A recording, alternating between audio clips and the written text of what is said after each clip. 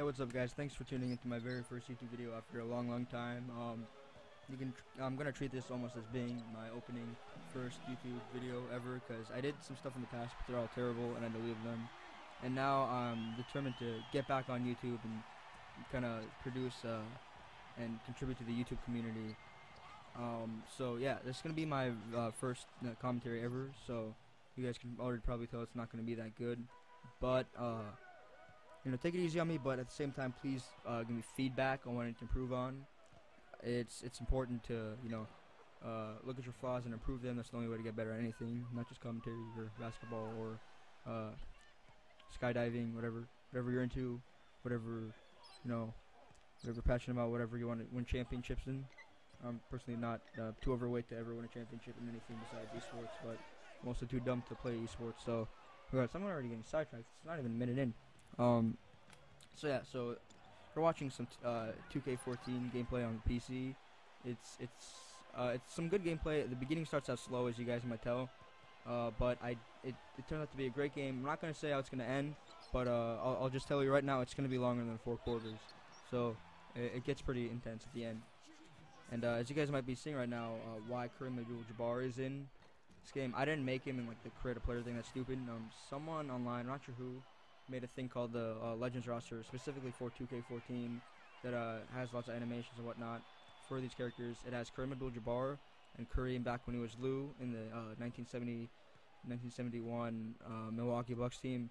2 other players. I'm not sure if it's Julius Erving or Patrick Ewing. It's one of those 2. I think there's 4 or 6 players in total that it adds. Not just animations and character models, but also it has their names being said by the announcer and the commentators of the basketball game. So that's always cool. So I'm gonna break this video down into a couple parts. Part 1 is gonna be the channel introduction, which maybe I would need to make another video to formally introduce it, but I'll see how it works. So as far as what this channel is gonna be, I want it to be as diverse as possible and not make it a kind of a jack of all trades, half-assed maverick thing. And to do decent reviews, decent let's plays. Decent is not a channel's about. I want to do lots of stuff, do varied stuff, make everything good. So kind of the easier thing to do is it's easy to just capture gameplay footage and comment. Well, the commentating part's hard, but don't think it's just gonna be commentaries. I might do like let's plays or live commentaries. I might do reviews on tech, software, games, whatnot. I'm actually very good at that. That's one of my few talents in life is to review stuff. And it's gonna kind of be like a blend of serious and not serious in the sense that I'm just like trying to address anything, but stuff that's to be taken as jokingly and stuff that that's supposed to be actual information. As far as what kind of comedian I am, I like to do either like really crazy stuff that kind of childish and stupid and whatnot that makes people laugh, or pretend to be serious but say some really ludicrous, crazy, retarded things. And so I'm gonna. So if something comes out of my mouth that you would think is either really offensive or really stupid or just like crazy, that's 9 times out of 10 it's hopefully a joke. And a lot of times in my life, people took me seriously on the wrong things, and it's a shame that some people are stupid enough to not be able to differentiate between comedy and seriousness, for lack of a better word. So they're better off not knowing, not being able to take the joke. They're better off doing whatever the hell they're doing. And that's gonna be as far as the comedy portion. Just a little disclaimer at the beginning. And yeah, and maybe some more philosophical videos talking about stuff. Hopefully I can teach you guys some things. As far as teaching goes, maybe tutorials and how to make rigs, work software out and whatnot, and maybe some guides, just helpful tech advice, and hopefully just tech advice. If I give you anything besides like tech or geek advice, don't follow it. It's only gonna make you end up in like prison or something. But yeah, I'm just hoping to pay my debts to the YouTube community for making so much good content. And I realize that after like 7 years of YouTube being out, I've taken too much from the community without giving back. So it's time for me to step out and be a prodigy and do what I need to do. And hopefully I don't sound cocky, because I'm as cocky as a guy who makes NBA commentaries on the PC gets. So I'll let you judge that for yourself. But yeah, I'm a pretty quick learner, so whatever you guys want me to do, I can pick up easily and kind of start working that out. So yeah, as far as the feedback goes, I usually fix it between like one video or two videos, and I'm gonna keep on working until I get to a sense that I can call myself a good YouTuber. So yeah, if you're still watching this at 5 minutes and like 20 seconds, again, I really need you guys to give me some feedback. So for what's happening. So that kind of concludes part one. I might make a more sophisticated and more formal video of the channel introduction if need be. But as far as that going, yes, part one's over. Now I'm gonna talk about my opinion on the game. So it's one of those games that it's one of those series that you don't really notice the changes until you play the older games. So I was with my friend, and he has 2K13 on PC, and I was just playing that on his rig, and the difference was huge. They added so many animations in this game that when you play the old NBA game, it feels really stale. And I'm not talking old like NBA 2K like 3. I'm talking NBA 2K13. I'm talking about last year's entry in the series, and it's absolutely crazy how much detail and flesh they put into this game individually. Everything feels so much more real and so much fluid and everything, and it's really crazy. You guys need to see a gameplay of this and then go back and wow, Allen Iverson's like crossovers look just like Kyrie Irving's crossovers. What the hell? This is stupid, but they look so much different in this game. So yeah, that's what I want to say. So it is very fleshed out, but I only put in like, let's say 20-30 hours in this game, either in LeBron Path to Greatness mode or just playing with my friends. I still haven't tried starting a season or doing my career, which absolutely took away my life. I spent, I don't want to admit this, but maybe 100 hours just in my career mode, ranking up and becoming like the best player in the league.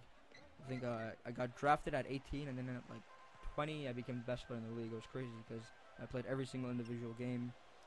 So yeah, and so I'm definitely, if you guys want to see a let's play on that, I'm not sure how many people actually want to see a live commentated let's play on my career, but if you guys want to see that, tell me, because that would actually be, well, it's fun for me. I'm not sure if you guys enjoy seeing my career mode or my path or whatever it's called.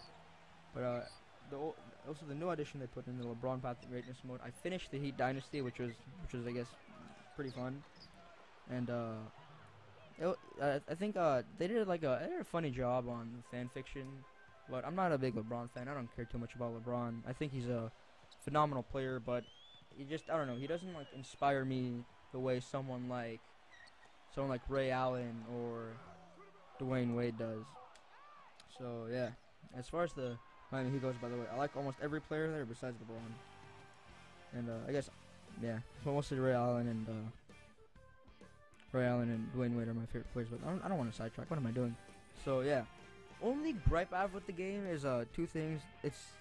I think they tried to make, I think it's that awkward moment when they're trying to simulate something in real life, and it does a good job of simulating it. But when you're playing the game, it becomes different.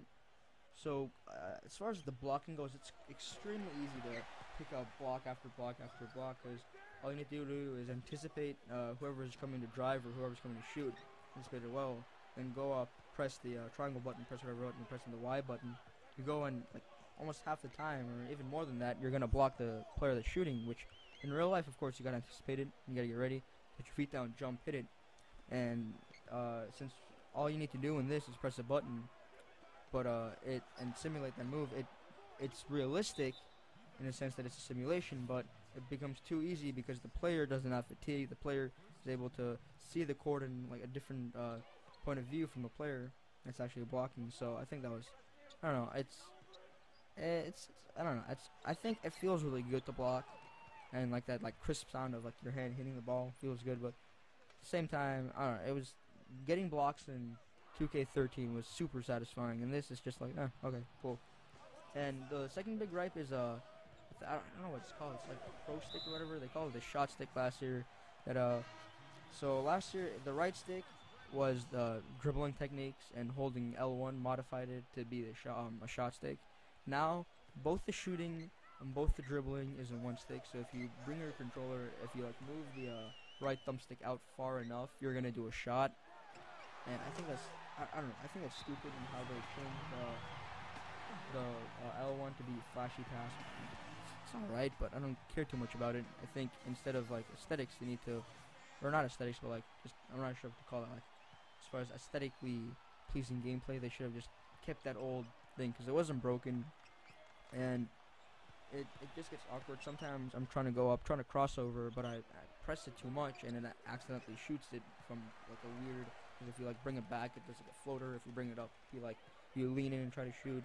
And I mean, maybe because I'm playing it on the PC, I need to calibrate my controller better. But I played it on the PS3 as well, and I don't know. I think it's stupid how they added blocking. I mean, not blocking, dribbling and shooting into one stick when it worked beautifully in the last game, where you want it to come up, you wanted to shoot, you want to do, let's say, a hook shot, or you want to drive in, can I do a step back jumper, do it with the right stick, that works well.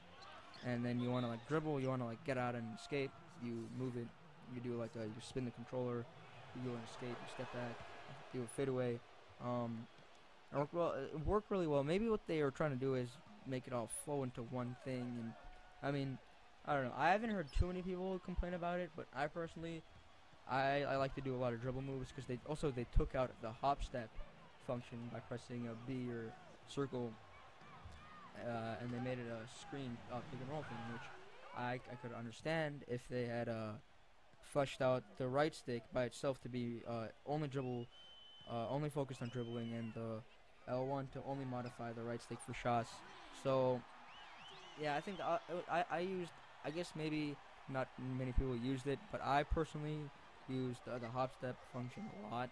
It kind of, especially when you're playing with players like Melo or Dwayne Wade, who are athletic enough to get out of blocks and traps and whatnot, but skilled enough to take that shot when they're not balanced. And it took a little getting used to, and I'm still trying to get used to it. Sometimes, like even in this gameplay, maybe I messed up a couple times when I was driving down the lane with Magic, trying to guard the ball and then give it to Kareem. Maybe I took a shot accidentally. So I'm not sure about that. But again, still a great game. Still, I mean, even if a game, as long as they keep adding and they change a little bit each year, that's fine by me. People are wondering, oh, is $60 worth it for a new game? And if you're an NBA enthusiast, if you really love the NBA series like me, then yeah, I would say it's worth it. Or if you're on PC, it's only $30, and I'm sure Steam probably is gonna get it on sale for like maybe, I think NBA 2K13 last year on the summer sale was like $6.50. So yeah, again, that's where the benefits of PC come in. And speaking about the benefits of PC, the NBA PC modding community is absolutely fantastic.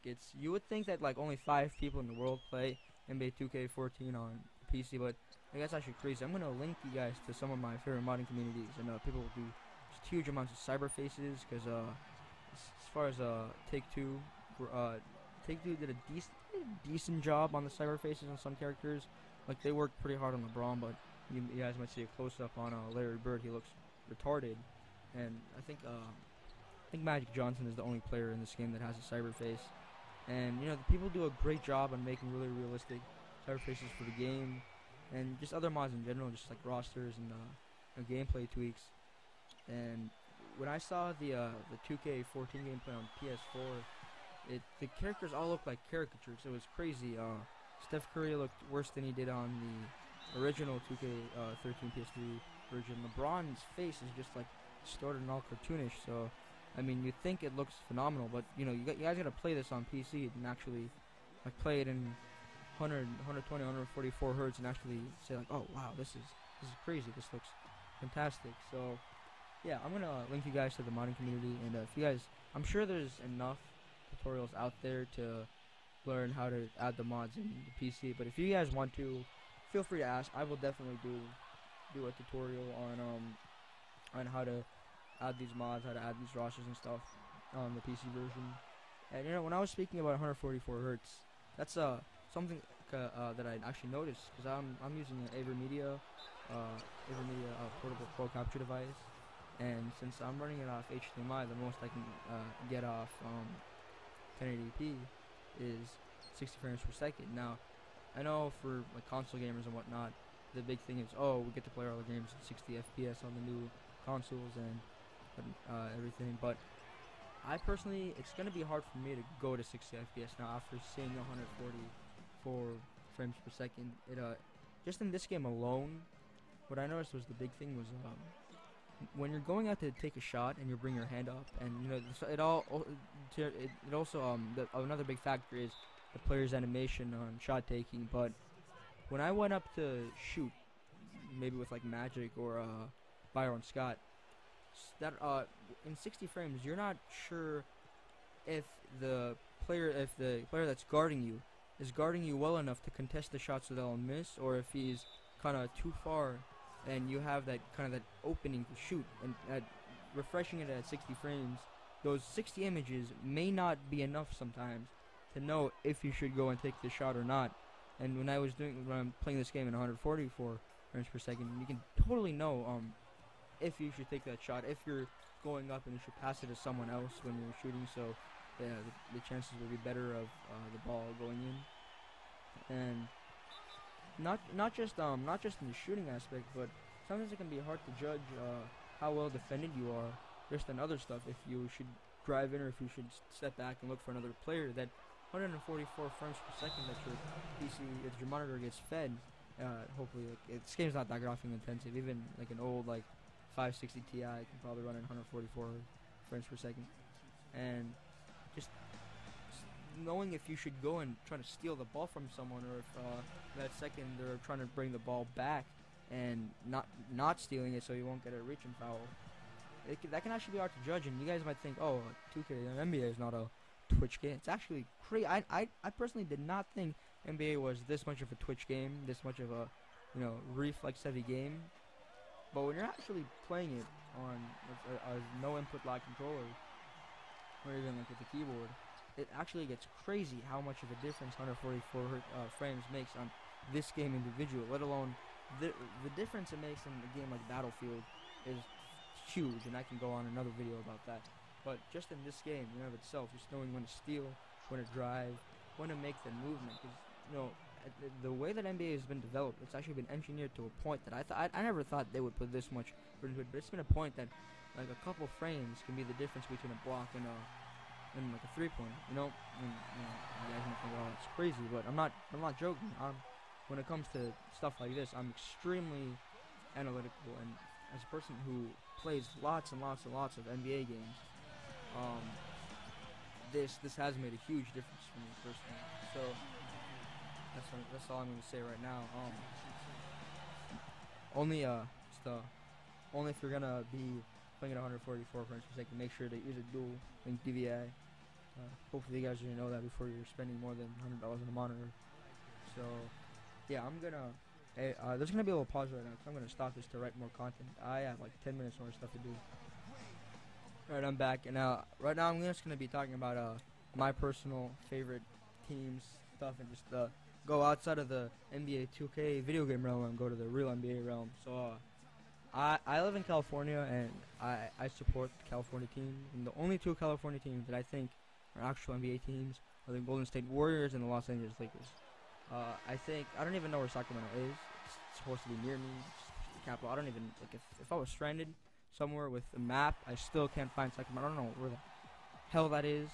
And I think the Queens, I'm going to be mature right now, I think the Queens are not a real team. They should go to Seattle. I mean, it's stupid. And I know the fans like them, but when your team can't win a championship after 60, 70 years, and when, like, economically for the NBA, going to Seattle would produce so much more money. You know, the city of Sacramento, it's California. You guys don't need anything. California already has LA, already has San Francisco. Even San Jose can bring the revenue, and I'm not really that politically educated as far as to know what it is, but all I can say is, as an NBA fan and as a North California local, I do not see any appeal on the Sacramento Kings. Even if they, like, if they ever had, sure they had a good season 10 years back, but I don't see anything in that. I don't see, like, no one wants to live in Sacramento. If I was an NBA player and I stuck here, I count the days for my calendar to end so I can go and play for another team, any other team. I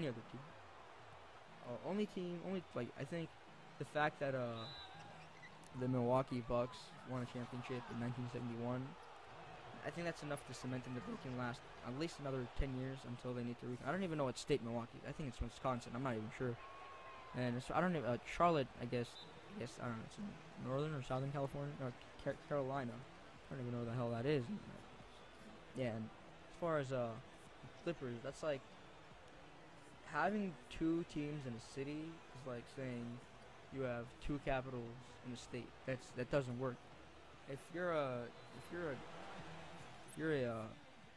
Los Angeles local, and depending on what time you're raised, I mean, if you're raised right now, maybe you would go with the Clippers, but I don't know who in the right mind thought that not only they should be in the same city, but I think, LA is a diverse enough city to have maybe like two different sub-cities, but they also share the same stadium, which I think is retarded.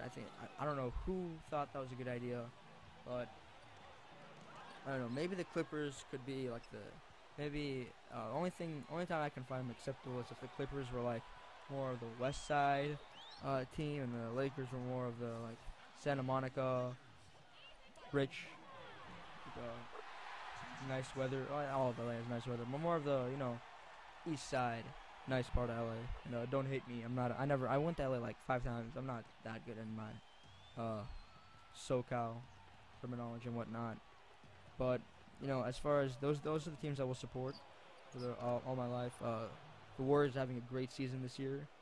I don't know if they're gonna actually win at all and win a championship or not, but they definitely have a shot at taking the East. And the two of the best teams right now on the Western Conference are the Clippers and the Warriors. And depending on, I think the Pacific Division is going to be the division to win it all. Besides that, I don't think the Thunder can. I think the Thunder can at least maybe get like top 5 seed, but I don't know if they can win it all. We'll have to see about that. Only time will tell. As far as the Rockets go, Dwight Howard is a cancer to every team. Pray that guy never wins a championship in his life. He's a traitor to both his original team, and because when you spend 7 years with the team, you ought to stay with that team forever. And maybe going to the Lakers was not a bad idea, but only spending 1 year. I don't know, was that unloyal, but I'm actually happy that he left, because I cannot stand him at all. He's nothing but a pile of. He's kind of like, I think about a balloon with lots of like air in it, and all he is an untalented, empty, big, muscular guy. And Shaq was the same thing, but Shaq was in a different time. Shaq was in a time when you could like camp out in the post all day long, and if anyone tries to try to block you or try to defend you, you can just punch them in the face. They can lose all their teeth, and they get a charging foul for getting in your way. So Dwight Howard got drafted in 2004. So maybe he had 10 years to improve skill wise. The fact that he has no post moves, the fact that I'm just like a fat American guy that doesn't just like shooting hoops all day, can shoot free throws better than him, is kind of pathetic. But regardless, that's just my standpoint. Of course, feel free to share what your favorite teams are. It's always fun. You guys might be big fans of the Kings. The Kings fans are loyal, and I totally respect that. I think Kings fans are amazing.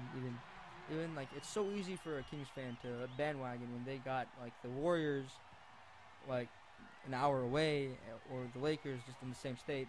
But the fact that they went out and protested so hard to fight almost a dying cause, and they actually won and kept the Kings in Sacramento was amazing. But my opinion will still stand that I think the Kings should leave. The Queens. Shaq. I think Shaq was tired of all these hood rats, and he wanted to be with the Queen. So please have that awful joke. And as far as my favorite players go, I always respect shooters, because That's what I am. I like going out of the perimeter, taking mid-range shots because I'm not at all athletic and I can't finish to save my life. So that's why I like Steph Curry a lot. I think last year, the fact that I always liked Ray Allen a lot. I always thought he was a fantastic shooter, but the way that Curry shoots on like contested and uncontested, or the fact that what's crazy is most people are a threat when they're like right on the arc, the 3-point arc, but when Curry leaves the half-court mark, the fact that he's such a threat out there, like the people are just, oh man, he's open from half court, anywhere in half court. The fact that he can shoot that shot all day without missing at all is crazy. And, you know, he's not the most athletic guy in the world. He's fairly small and not that fast and everything, but he's just so skilled and so talented on making that shot. He has like phenomenal guard abilities, and I think he can maybe even win an MVP.